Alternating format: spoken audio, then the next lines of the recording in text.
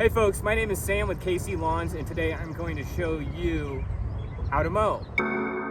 Let's just go ahead and go over the basics here. You have a few things here. You have the e-brake, just like on a car, is that you don't want to just slam it forward.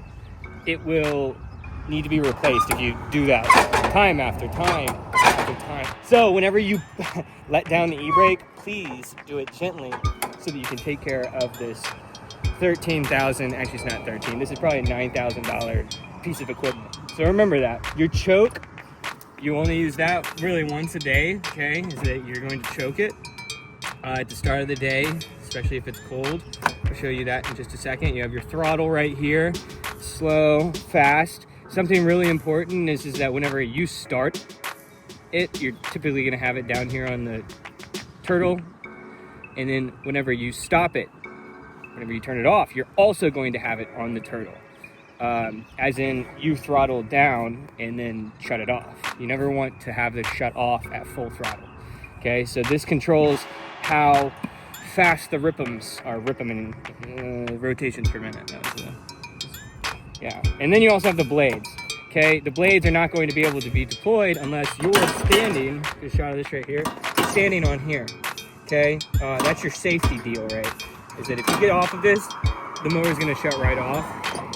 And so you're going to need to be on there to deploy the blades. Okay, and then you have your off on right there. You push it, swing it all the way to start it. This right here is going to be your deck height. Your deck height goes all the way down to 1.5 inches, which nobody's cutting at that unless you're maybe like in Florida or something, or you're cutting a golf course, I guess. And then it goes up as high as, I think, 5 inches, about 4 3/4. 4 3/4 on this one. The other one goes up as high as like 6 or 7 inches, I think.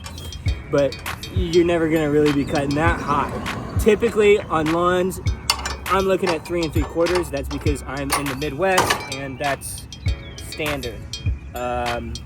So that is all the basics there. If you have a shoot guard, this here is your shoot guard. This is going to prevent you from blowing mulch into, or blowing the grass into mulch beds. Like that. Awesome. So that's all of the basics behind specifically a Skag V ride. But if you own a Toro or a John Deere, that's going to be standard on all of them as well. Next thing is I'm going to show you how to actually mow